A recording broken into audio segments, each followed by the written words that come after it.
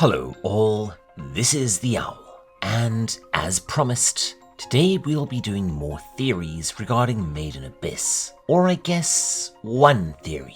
But one theory that I found really interesting. Alright, but before we start, a handful of things. First up, in between recording the first one and recording this one, frigging Benny, aka Comic Storian, died. I just want to say RIP, man, as he was one of maybe 3 YouTubers that got me to make this channel, and without him, FrightRanker would never have existed. Secondly, a reminder, these are shorter, snackier videos to give me time to catch up on my backlog slightly, as let's just say July is going to be a big month. Now, this theory was linked on our Discord by Sham as a fan theory and was actually dropped on Reddit by Specials, who, to my surprise, turned out to be Joyful Deer, one of our best and most frequent contributors from the Discord, and it's quite something, you'll see. Now, unlike our usual pattern, I am not going to comment on this over much, as it's a lot, and I would rather you discuss it in the comments, as I am going to let Dear know to respond there directly, or yeah, you could ask them on the Discord yourself. Seriously, come on over. I think I might have fixed the problem with the invite link. Maybe, unless I've boomed it again. Regardless, as with all of these theories, I am not sure whether this is madness, genius, or mad genius, but it definitely activated my almonds, whether it turns out to be completely true or not. So, without any further ado, I bring you Joyful Deer's theory of the mysterious letter, and believe me, this one goes places. Enjoy.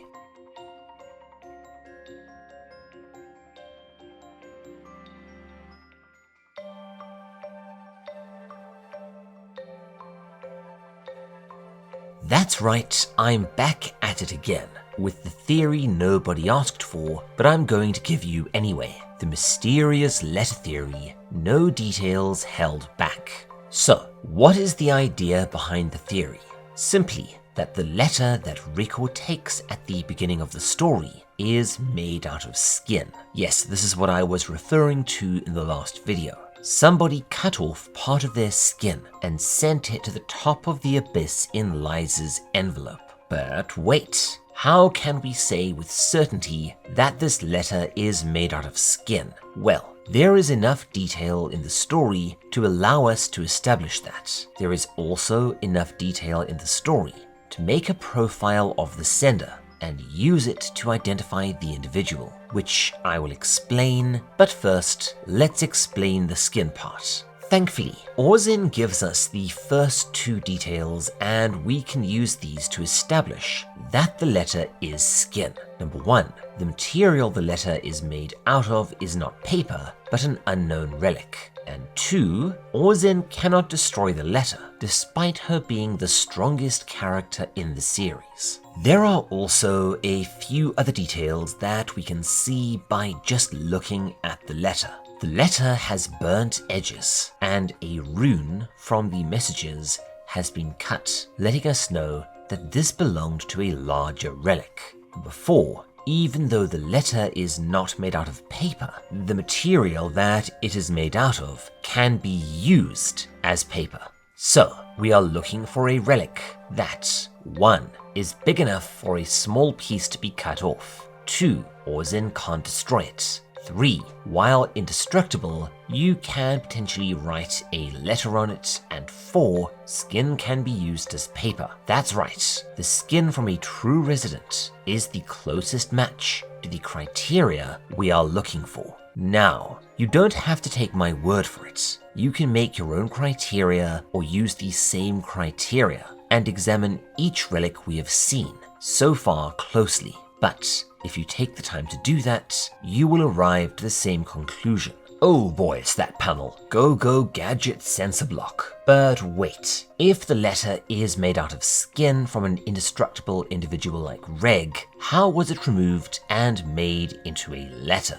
With a weapon. that uses the light of returning essence, aka sparagmos, or more commonly known as an incinerator. Are sparagmos and the incinerator the same? I don't know. Anyways, the only thing we have seen as of now that has successfully cut a part off Reg. Remember what I said earlier about burned edges? Yep, this weapon would do both of those things. Okay, and thank you so much for reminding me of that nightmare. Now that we have established the details that allow us to say that this letter is skin, let's move on to identify who it belongs to. Interestingly, the last statement is also detail number 1. The individual who cut this letter off their body and sent it possesses an incinerator. Even though true residents are indestructible, they can still feel pain, which points out 2 things. The individual who sent this had a clear goal in mind and gives us detail number 2.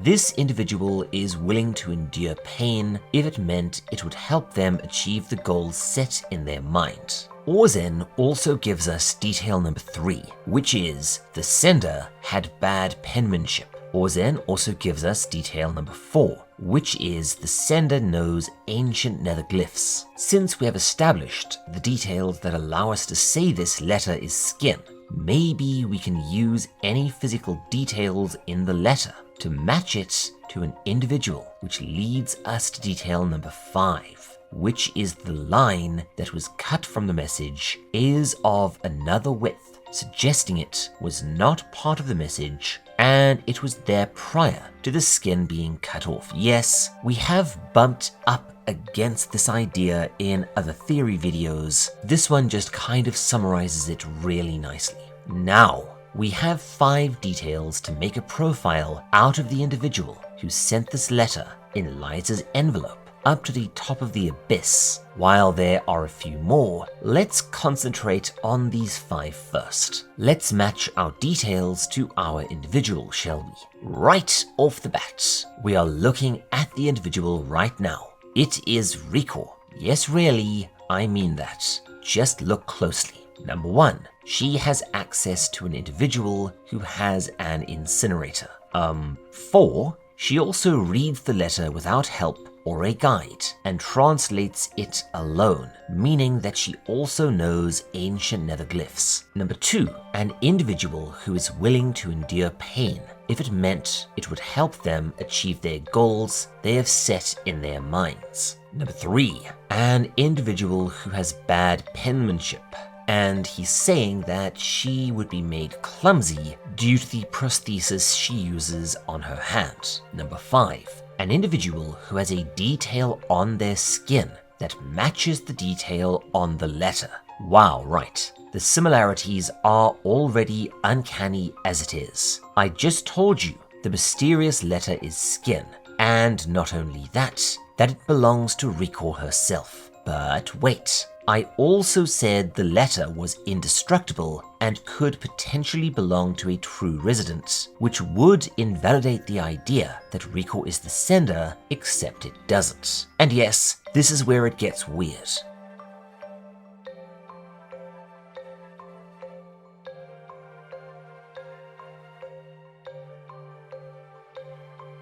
While we know Reg is a true resident, we have no idea how he came to be while Rico calls him a robot. Not only was that a jump to a conclusion from a person who has no idea what is at the bottom of the abyss, that conclusion was drawn from experiments done on Reg's body, not with actual knowledge of Reg's past. And since we have no idea how Reg came to exist, and the details on the letter prove that it's skin, and we can match it to Rico, that opens the floor to the idea that Rico became a true resident, which would explain why her skin is indestructible, which in contrast would also open the floor to the idea that Reg used to be a human before turning into a true resident. But wait, hold on. Am I really basing all this on one silly cut and the line that coincidentally matches one another?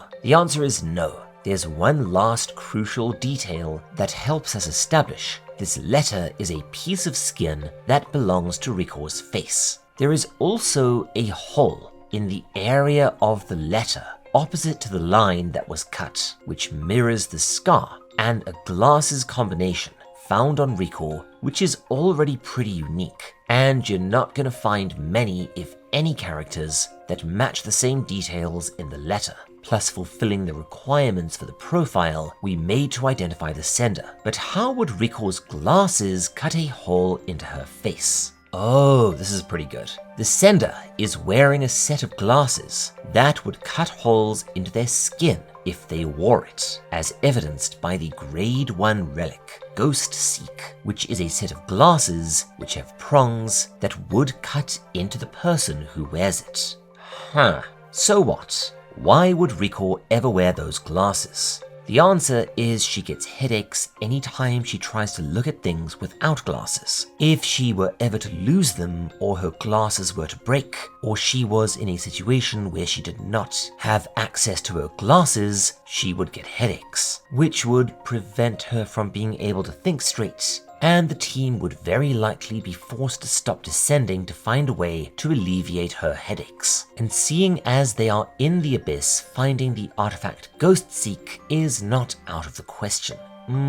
This one's a stretch, but I'll allow it. What a ride, was it not? All these details that are in the story all coming together to paint the same picture. The letter is skin, and it was Recore who sent it. But how and why? There's still so much to know, so much to explain, and I will, in the next theory I will post. The Abyssal Shrine Maiden, and yes, Joyful, when you do post that, I would be happy to give it a video. Yeah, so, that's a lot. And one thing to think about too, just leading off here, is the term Shrine Maiden. We'll be going into this a lot more deeply when we get around to Higurashi. Yes, don't worry, wheels are turning. It's just a very complex story. And there's also an Aubard patron request that's taking up a lot of time at present, as I want to have that one out in July, and oh boy, is that gonna catch people off guard.